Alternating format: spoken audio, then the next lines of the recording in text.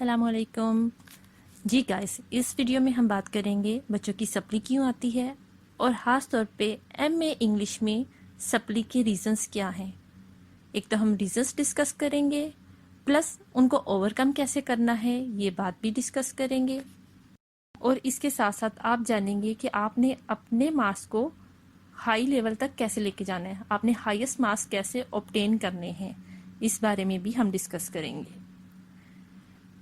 Video start करने से पहले मैं आपसे रिक्वेस्ट करूंगी, प्लीज़ आप मेरा चैनल सब्सक्राइब करें और याद रखें आपके ज़्यादा से ज़्यादा लाइक और अच्छे कमेंट्स ही रीज़न है कि आपके लिए नई नई वीडियोस अपलोड की जाएं और आप उनसे ज़्यादा बेनिफिट गेन करें। चलिए स्टार्ट करते हैं। Welcome to the channel Knowledge River. Supply का क्या है? किसी भी रीज़न की वजह से आ सकती है। फॉर एग्जाम्पल, टाइम नहीं मिला पढ़ने का, सप्ली आ गई। पेपर कंप्लीट नहीं कर सके, सप्ली आ गई। याद तो किया था लेकिन भूल गए, सप्ली आ गई। और कुछ स्टूडेंट्स के तो ऐसे रीजंस भी होते हैं, हमारे पास नोट्स अवेलेबल नहीं थे, इस वजह से सप्ली आई। कुछ लोग कहते हैं राइट टाइम पर हमारे नोट्स जो हैं कहीं खो गए थे, इस वजह से सप्ली आ गई। लेकिन ये तो वो रीजंस है ना जिनको हम लेम एक्सक्यूजेस में डाल देते हैं। लेकिन कुछ अलग रीजंस भी होते हैं, इम्पोर्टेंट रीजंस, कि आप पूरी कोशिश करते हैं, अच्छा पढ़ते हैं, अच्छी मेहनत करते हैं, दिल लगा कर मेहनत करते हैं, या फिर आपने अपनी तरफ से तो 100% कोशिश की है लेकिन आपके फिर भी 40% मार्क्स नहीं आ सके, सप्ली आ गई। अब जब आपने सारी तरह से मेहनत करके देखा, हर तरह से आपने जो जो आप कर सकते थे वो सब करके देखा, इसके बावजूद सप्ली कैसे आ सकती है? जी बिल्कुल आ सकती है, क्योंकि आपने वो मेहनत अपनी तरफ से की है, अपनी तरफ से 100% दिया है, लेकिन एग्जामिनर के मुताबिक वो आपका 100% में भी उसके 100% के इक्वल नहीं है, मे भी उसके 40% के इक्वल भी नहीं है। तो आपने एग्जामिनर के पॉइंट ऑफ व्यू के मुताबिक, अपने एग्जाम पेपर के पॉइंट ऑफ व्यू के मुताबिक 100% देना है, और वो आपने 100% कैसे देना है वो मैं आपको बताती हूँ। जब आप एमए इंग्लिश की बात करते हैं, इट्स मीन आप एमए लिटरेचर की बात कर रहे हैं। एमए लिटरेचर में आपके लिए सबसे ज़रूरी ये बात है कि आपकी इंग्लिश जो है वो इम्प्रूव हो according to your standard of master level. उसके मुताबिक जब तक आपका इंग्लिश का लेवल नहीं होगा तब तक क्वाइट पॉसिबल कि आपकी सप्ली आती रहे या आ जाए। सो सबसे पहले आपने अपनी इंग्लिश को इम्प्रूव करना है, और वो 1-2 दिन में तो नहीं हो सकती, क्योंकि अगर आप पाकिस्तानी हैं, इंडियन हैं, या फिर किसी भी ऐसी कंट्री से बिलोंग करते हैं जो इंग्लिश नहीं है, मीन्स आपकी जो नेटिव लैंग्वेज है वो इंग्लिश नहीं है, it is our second language. तो सेकेंड लैंग्वेज लर्न करने के लिए उसको टाइम देना पड़ता है, और वो 1 डे में आपको नहीं आ सकती। बच्चा भी बोलने के लिए 2 साल लेता है, ठीक है। आप शुरू से थोड़ा थोड़ा पढ़ते ज़रूर हैं, लेकिन आपका एटमॉस्फेयर ऐसा है, और एमए इंग्लिश का एग्ज़ाम देने के लिए ज़रूरी है कि आपकी इंग्लिश का लेवल जो है मास्टर लेवल हो, यानी फुली तौर पे आपको उसके ऊपर कमांड होनी चाहिए। फुली कमांड हासिल करने के लिए ज़रूरी है सबसे पहले आप अपनी वोकैबुलरी को इम्प्रूव करें, ज़्यादा से ज़्यादा वर्ड्स को याद करें, और ट्राई करें आप उसको डेली बेसिस पे डेली लाइफ में यूज़ करने की। क्वेश्चन ये आता है कि यूज़ किस तरह से करें, क्योंकि आपके घर का माहौल में भी इंग्लिश स्पीकर्स वाला नहीं, में भी घर इंग्लिश बोल नहीं पाते, ठीक है। आप ज़्यादा से ज़्यादा इंग्लिश यूज़ नहीं कर पाते। कुछ लोग पंजाबी हैं, कुछ लोग सिंधी हैं, कुछ मराठी हैं, कुछ श्रीलंकन हैं, कुछ बंगाली हैं, जो भी हैं, लेकिन नेटिव लैंग्वेज जो है आपकी इंग्लिश नहीं है, वो आपको सीखनी पड़ेगी। मे भी घर के अफराद जो हैं वो ज़्यादा एजुकेटेड नहीं, या फ्रेंड्स जो हैं या फैमिली रिलेटिव्स जो भी आपके इर्द गिर्द लोग हैं वो ज़्यादा लिटरेट नहीं, तो क्या हुआ, आप अपने वर्ड्स को अपने मुंह से तो यूज़ कर सकते हैं। आगे वाले को अगर समझ नहीं आती आप उनको एक्सप्लेन कर दें। मेरे कहने का मतलब ये है। इस तरह से क्या बेनिफिट होगा, आपको इंग्लिश के वर्ड्स यूज़ करने की हैबिट भी हो जाएगी, प्लस जो सुन रहा है अगर वो इंग्लिश नहीं जानता तो उसको भी सुन सुन के थोड़ा बहुत रियलाइज़ हो जाएगा कि ये बात जो कह रहा है ये क्या कह रहा है। उसकी भी जो है इंग्लिश थोड़ी सी इम्प्रूव हो जाएगी। और सेकंड थिंग आप ये कर सकते हैं कि आप एक मिरर के सामने खड़े होके इंग्लिश के वर्ड्स यूज़ करें, कुछ सेंटेंसेस यूज़ करें जिसमें ज़्यादा से ज़्यादा आपकी वोकेबलरी अच्छी हो। आपकी वोकेबलरी का लेवल जो है हाई होना चाहिए। ऐसा नहीं होना चाहिए कि आप एग्ज़ाम तो एमए इंग्लिश का दे रहे हैं लेकिन आपकी इंग्लिश का लेवल जो है वो मैट्रिक या मिडिल का हो। सेकेंड रीज़न जो है सप्ली का ग्रामेटिकल रीज़न है, आपकी ग्रामर। कोशिश करें आपकी कोई ग्रामर की मिस्टेक ना हो, क्योंकि एमए इंग्लिश लेवल तक आने तक ज़रूरी है कि आपकी ग्रामेटिकल प्रॉब्लम जो है वो सॉल्व हो चुकी हो, आपकी ग्रामर इतनी इम्प्रूव हो चुकी हो कि आप कुछ भी अपने बेस पर लिख सकें।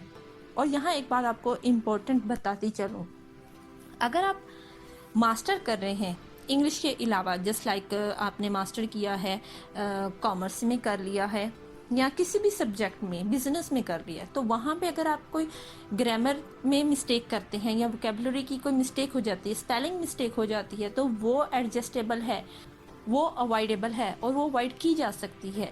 लेकिन जब आप लिटरेचर की बात करते हैं तो वहाँ पे ग्रामर की मिस्टेक को अवॉइड नहीं किया जा सकता, क्योंकि आप मेनली इंग्लिश के बारे में पढ़ रहे हैं और इंग्लिश के बारे में जब आप स्टडी कर रहे हैं तो आपकी इंग्लिश तो एटलीस्ट इम्प्रूव हो। अगर आपकी इंग्लिश ही इम्प्रूव नहीं हुई मास्टर लेवल का एग्ज़ाम देने के लिए इंग्लिश में, तो what is the benefit of doing MA English. तो इसके लिए ज़रूरी है कि जब आपने प्लान कर लिया है, मे बी आपका प्लान जो हो स्टार्टिंग से ही हो, 10 क्लास से हो सकता है, या फिर आपने बैचलर लेवल पर आके डिसाइड किया है कि मैं मास्टर करूँगी या whatever is your plan, whenever you decided you have to do MA English, then उसी टाइम से आप कोशिश करें आप अपनी इंग्लिश को इम्प्रूव करें, प्लस आप अपनी ग्रामर को भी इम्प्रूव करें, क्योंकि इंग्लिश एक लैंग्वेज है और जब आप लैंग्वेज को पढ़ रहे हैं और लैंग्वेज का आपने एग्ज़ाम देना है तो वो आपकी लैंग्वेज का इम्प्रूव होना बहुत ज़रूरी है। और मेन मिस्टेक यही हो जाती है, सब कुछ आपको आता है, आपने बहुत मेहनत की, लेकिन इसके बावजूद आपकी ग्रामर की वजह से भी आपकी सप्ली आ सकती है।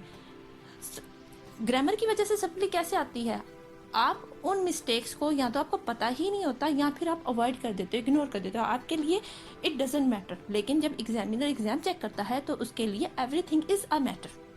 और अगर आपको प्रोफिशिएंसी नहीं है इंग्लिश की तो आप कोई कोर्स भी कर सकते हैं, इंग्लिश राइटिंग का कोर्स कर लें, क्योंकि आपने रिटन एग्ज़ाम देना है तो आप इंग्लिश राइटिंग का कोर्स कर सकते हैं। यहाँ पे बहुत सारी एकेडमीज़ हैं, ऑनलाइन आप पढ़ सकते हैं, किसी टीचर को हायर कर सकते हैं।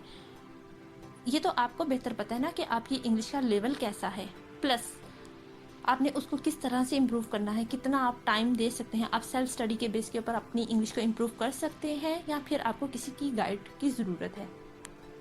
सो प्लीज़ आप अपनी इंग्लिश को इम्प्रूव करें। अब हम स्पेशली एमए इंग्लिश के एग्ज़ाम की बात करते हैं। एक रीज़न ये कि आपकी सप्ली ना आए, दूसरा रीज़न ये कि आपकी सप्ली ना आए प्लस जो है आपके हाईएस्ट मार्क्स आए। अब वो कैसे आए, तो दो चीज़ें तो मैंने आपको बता दी, आप अपनी वोकेबलरी को इम्प्रूव करें और ग्रामर को इम्प्रूव करें। अब थर्ड थिंग ये है कि आपने जब अपना एग्ज़ाम पेपर सोल्व करना है तो आपने इस चीज़ का ख्याल रखना है कि आपने ज़्यादा से ज़्यादा फ्रेजेस एंड ईडियम्स यूज़ करने हैं।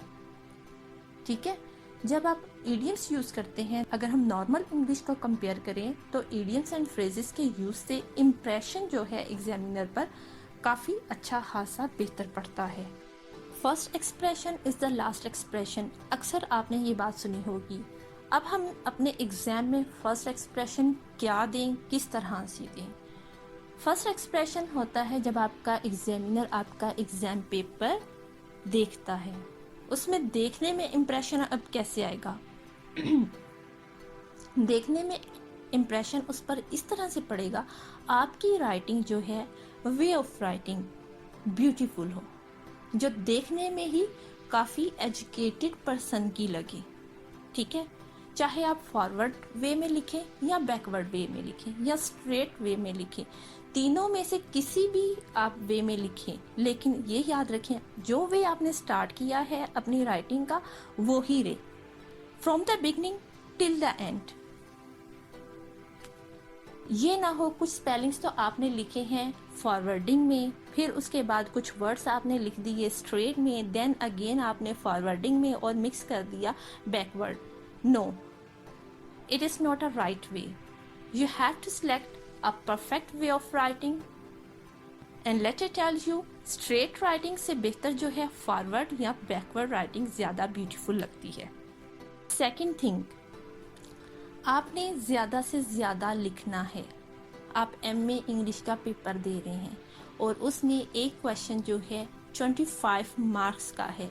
आपने ये याद रखना है कि 25 मार्क्स ऑब्टेन करने के लिए आप उसको उतना मटेरियल दोगे तो वो आपको 25 मार्क्स देगा। अगर आप उसको देते ही 5% हो तो वो आपको 5% से ज़्यादा तो नहीं दे सकता। इनफैक्ट वो कोशिश करेगा कि आपको 5% से कम ही दिए जाएं। तो आपने ट्राई करना है राइटिंग को ज़्यादा से ज़्यादा लिख सकें। अगर आप पंजाब यूनिवर्सिटी से एग्ज़ाम दे रहे हैं तो it is necessary for you to write at least 6 to 10 pages.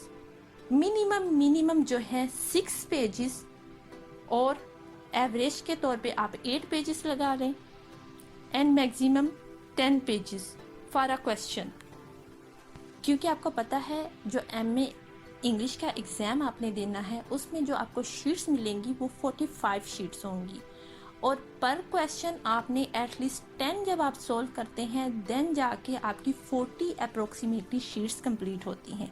तो आपने कोशिश करनी है कि आप ज़्यादा से ज़्यादा लिखें, ठीक है, और ज़्यादा से ज़्यादा शीट्स कंप्लीट हो। लेकिन इस ज़्यादा से ज़्यादा लिखने का मीनिंग ये नहीं कि आप एक ही बात को कंटिन्यूसली रिपीट करते जाएं या उसमें वो चीज़ एडअप कर दें जो रिक्वायरमेंट ही नहीं है। टू द पॉइंट लिखें, अच्छा लिखें, लेकिन एज मच एज पॉसिबल लिखें और उसमें वे ऑफ राइटिंग में आपने इडियम्स, फ्रेजेस, कोटेशन ये सब लिखना है। अब